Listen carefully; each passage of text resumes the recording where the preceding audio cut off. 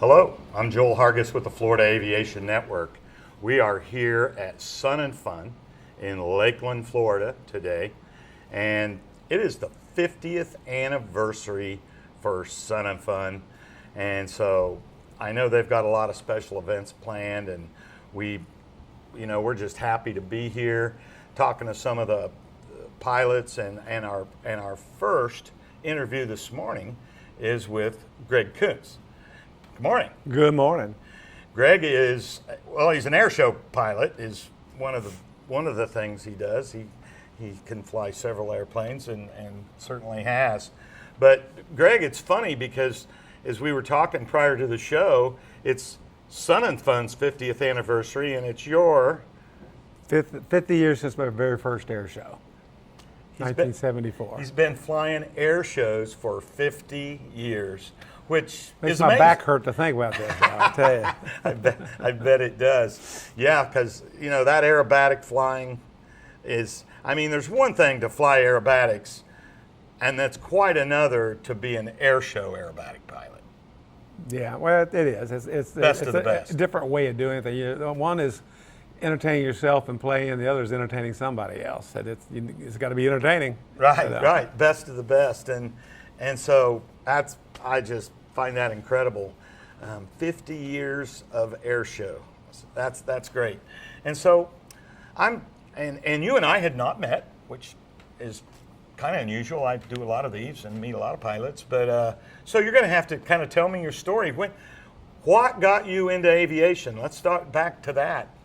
Well, my father was a corporate pilot. And you can't go on flights with a corporate pilot because the boss doesn't want kids on the airplane. But I got to go on some test rides and stuff like that. But so it was kind of rubbed under my nose, but I couldn't do it. I think what really launched me in the direction I wanted to do aviation was when I was 7 years old. My dad took me to an air show in Gadsden, Alabama.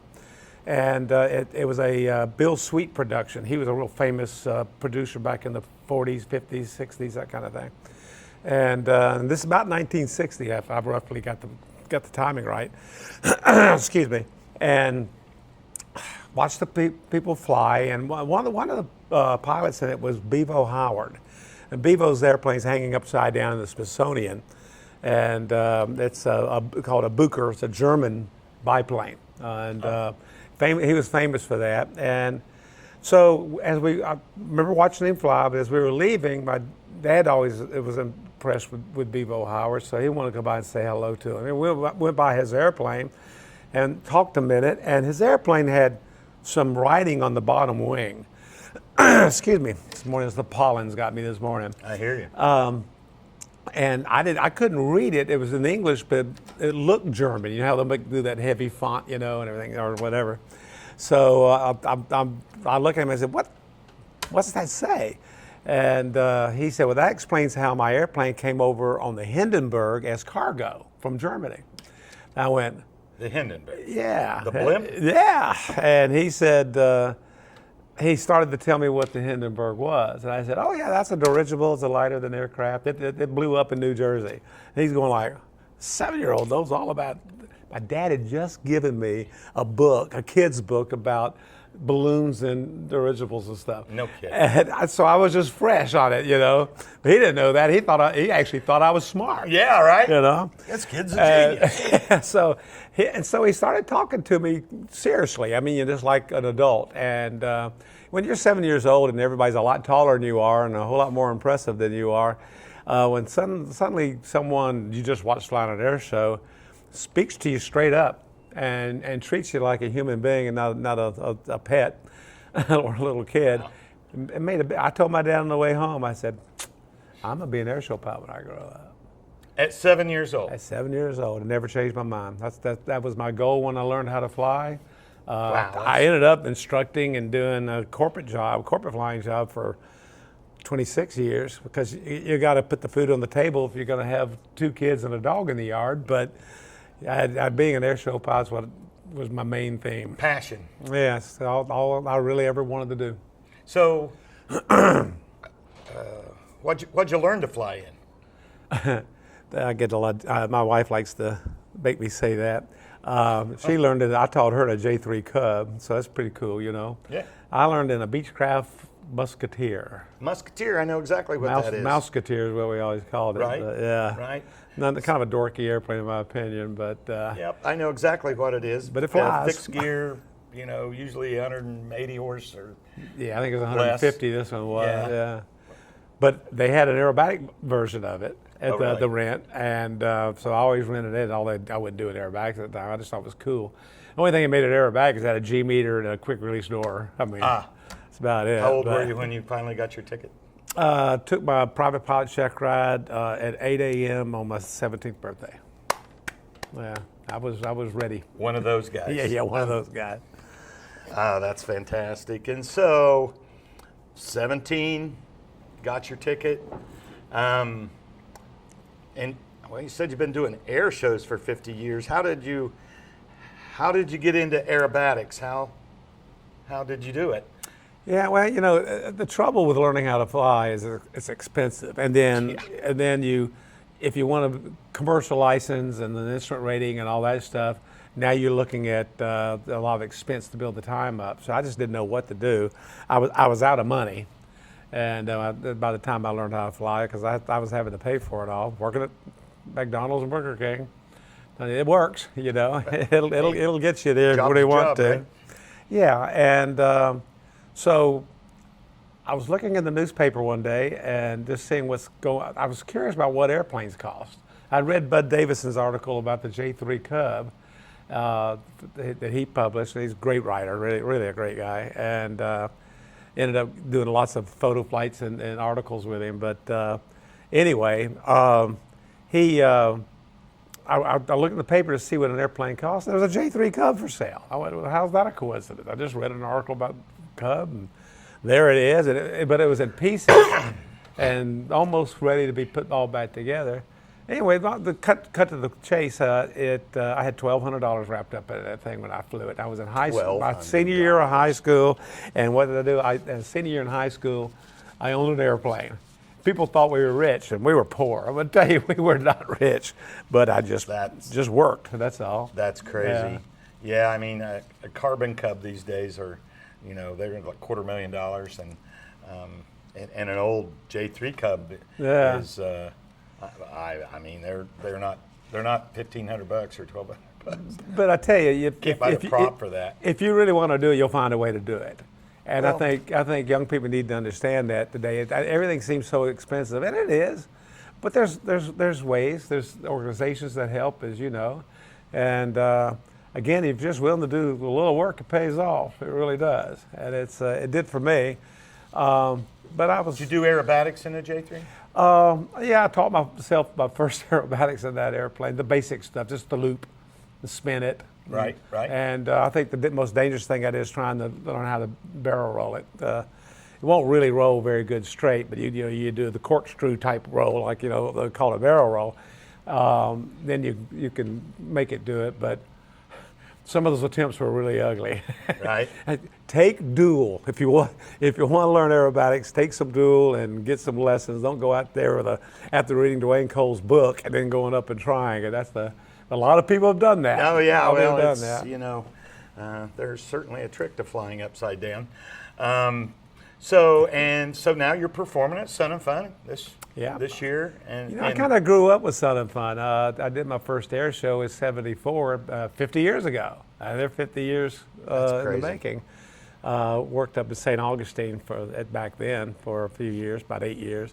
And we came here every year and performed in the show. And I didn't perform in every one of them. I did get to perform a little bit back then, but my boss flew a Booker like Bevo Howard, and we had Colonel Moser's Flying Circus is what we had as an air show troupe, and we traveled around doing.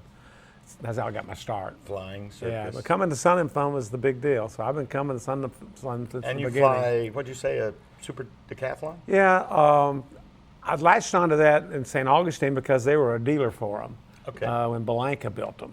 Right. And so, that's kind of what I got to fly was the school trainer, aerobatic trainer. but it's a good airplane. It's a great airplane. It's a great aerobatic airplane. Actually, a fairly decent starter, right? Oh yeah, I don't think there's a better airplane to learn aerobatics in. There you go, And folks. tail wheel. It just has everything that you need to have, and it appeals to more people than any other kind of aerobatic airplane. That's why it's the best-selling and most popular aerobatic airplane ever made. It really is. Well, there you go. Yeah. So I know we actually have a couple of common interests, and one is teaching youth aviation, right? Getting the kids involved, helping them. Talk to me about what you've done and why you think that's valuable. And Well, it's no joke. Everybody knows it. The airlines are begging for pilots. There's a lack of interest in the field. I can't explain it. I mean, we all have our guesses that just the way society's gone and what's cool or what interests people, I guess, changes. But we just don't have a lot of young people getting into it. Now, they've made it very rare that they're going to pay real well, and there's good jobs out there. So it's picking up. Schools are getting really busy, but they're behind. And Delta's been saying for years that there's not going to be able to sustain the fleet if they don't have people to fix them. Good mechanics, that's people part going to of it. school, Yes, it is. and people to fly the airplane. So the industry desperately needs it. So in our microcosm of air shows, we have the same problem. We need people to take over for people like me. I mean, I've been in it for 50 years, not going to be in it much longer. You finally got to take a vacation or something. yeah, it's physically demanding too. It is, and but it's expensive to get into. It's demanding to get into. So it doesn't appeal to people like I guess it used to. So in my personal things, I'm trying to persuade people to get into the air show business. We need people to take over, but we need it in all fields. I mean, if you pick out, you want a crop dust, or you want to fly an airliner, or if you want to buy a corporate jet like I did, it's a fun job. I mean, they actually pay you pretty good to do this stuff. So I can't believe people aren't just rushing to do it. Yeah, and so like I say, I'm very involved. I'm on an advisory committee up in Lake County Schools. Matter of fact, our local EAA gives race scholarships. We usually get one every year, and I'm interviewing Ray Scholar candidates next Saturday. Fantastic. Which is a fantastic way for kids to do that. If you don't know, there is a program, and it's the Ray Scholarship Program, and it actually came out of Sun and Fun, kind of. I can't really explain it, but you may know more than I do. Well, Sun and Fun is really a big leader now in getting young people into aviation. The Aeronautical Center of Excellence, and as we're sitting here in the high school, That's this where room we're right at. here, yeah, and it's a great program, and I've been working with them and helping them promote it and help them. I run an aerobatic school, and it's out of my house. I live on a grass strip and have a bed and breakfast kind of aerobatic school. I call it bed and breakfast because people come from so far away to learn aerobatics. You can't really depend on enough people local to do it. Right. They had to have someplace to house them. So that's why I set up the house as a bed and breakfast. People can come and stay. So what I've done with that is I've got involved when I got involved with the Sun and Fun's program is I do the upset training for these kids that come along. So they'll bring, every year they bring a half a dozen up, and I give them a upset training course and get their spin endorsement for their CFI, and just help them progress in what they need to do to get into aviation. And it's just my little part, but they've got a lot of support, a lot of really good support, and I hope everybody remembers that they need support. That it's very expensive to run an an aviation school. Right. So, Greg, while we have the opportunity, how do they find that on the web? What's the name of your school? Oh, on my school, it's Greg Koontz Aerobatics. Greg Koontz Aerobatics. If you just go, it's gkairshows.com. gkairshows.com. So Yeah. gkairshows.com, and that way they can find you. And I mean, like you say, it's not easy to get spin training for your CFI. I mean, I do a lot of that. I these bet, days. I bet, Well, the schools because- are really going now, and these kids know they got to get to see be a flight instructor to build their time. So yeah, I know I'm getting a lot of that. Most flight schools don't have a plane in their fleet that's been certified.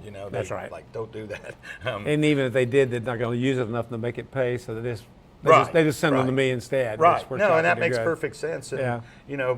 I imagine there's many people out there that aren't aware. So Yeah. that's a great service. Well, it's fun. I mean, these kids are a lot of fun. They're smart, and it's so easy to teach a young person to fly or do spins or something. Most people come to my school are a little bit older, who can afford to come to my school Right. and that kind of thing. And it's we don't learn as well when we're 60 and 70s we can when we're 18.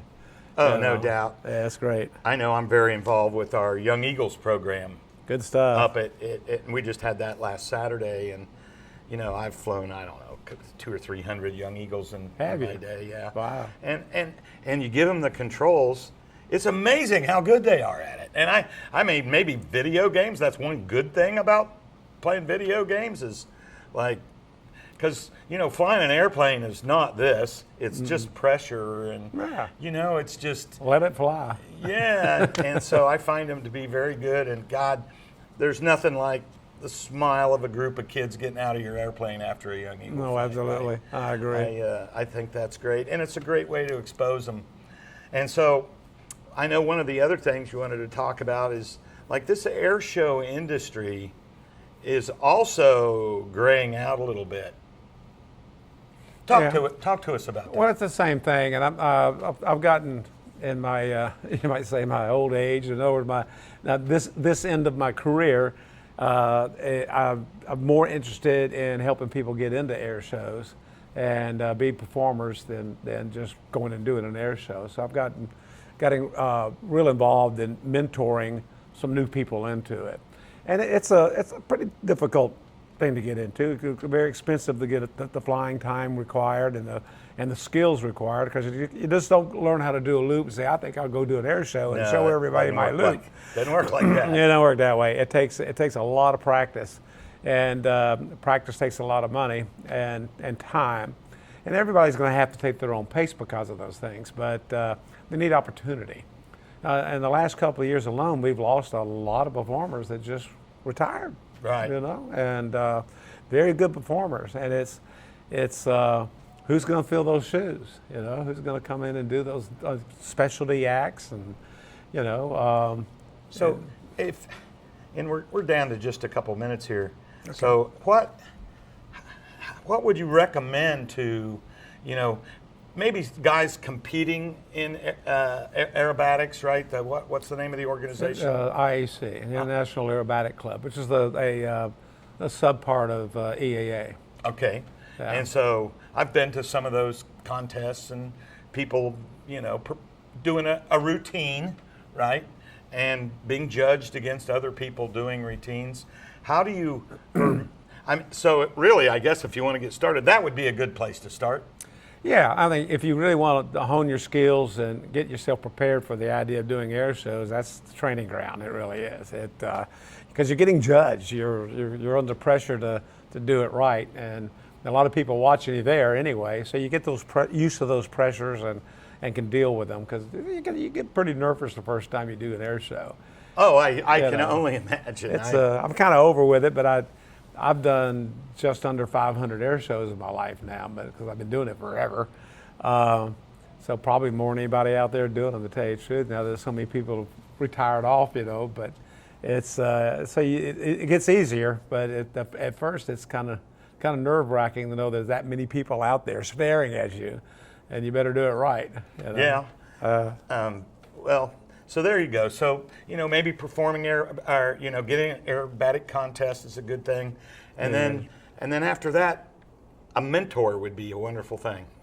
Yeah, someone to watch you and tell you what you're doing right and help you write your program. I used to be the chairman of the ACE committee, which is not like the ACE school we have here, but it's aerobatic competency evaluators. So and I'm still an evaluator, which is like just being an examiner for air show pilots. And it's So it's something that you got to learn to do and pass their test, which is Right. part of the FAA regulations. And you get different certifications. Well, Greg, fascinating talking to you.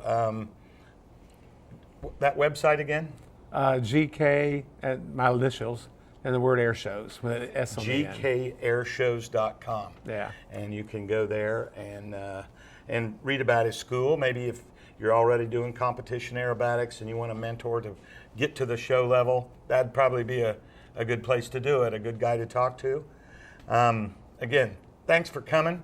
Thanks for having me. And what for everybody, Sun and Fun, 50th anniversary, Lakeland, Florida. Come out here and check us out. I'm Joel Hargis with the Florida Aviation Network.